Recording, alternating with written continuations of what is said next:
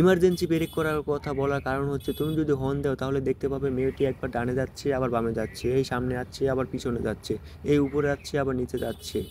এরপর দেখবে চোখ বন্ধ করে কানে হাত দিয়ে চেঁচিয়ে বলছে বাঁচাও।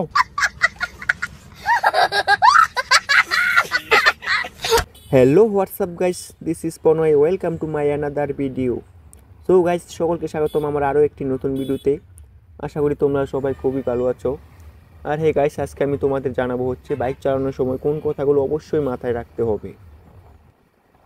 যেমন মনে করো তুমি বাইক রাইড করছো, হঠাৎ করে যদি তোমার সামনে একটি বাচ্চা চলে আসে, তখন কী করতে হবে?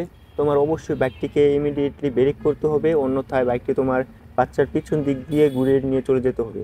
কারণ হচ্ছে বাচ্চাদের মেন্টালিটি থাকে সবসময় সামনের দিকে, তাই তারা সামনের দিকে দৌড় দিয়ে চলে যাবে। আচ্ছা।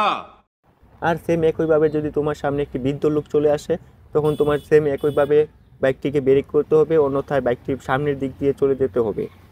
কারণ হচ্ছে তুমি যখন হর্ন দিবে তখন বৃদ্ধ লোকটি ওই জায়গায় দাঁড়িয়ে থাকবে, নয়তো পিছন দিক দিয়ে যাবে।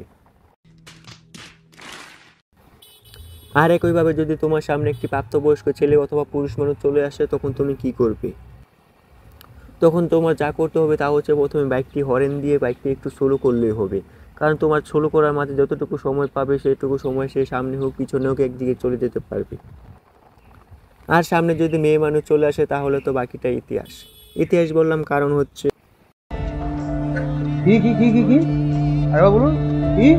আর সেম একইভাবে যদি তোমার সামনে একটি মেয়ে মানুষ চলে আসে, তখন তোমার কি করতে হবে? তখন তোমার যা করতে হবে অবশ্যই বাইকটি ইমার্জেন্সি ব্রেক করতে হবে।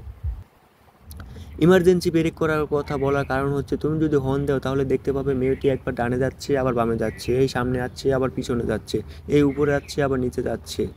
এরপর দেখবে চোখ বন্ধ করে কানে হাত দিয়ে চেঁচিয়ে বলছে বাঁচাও।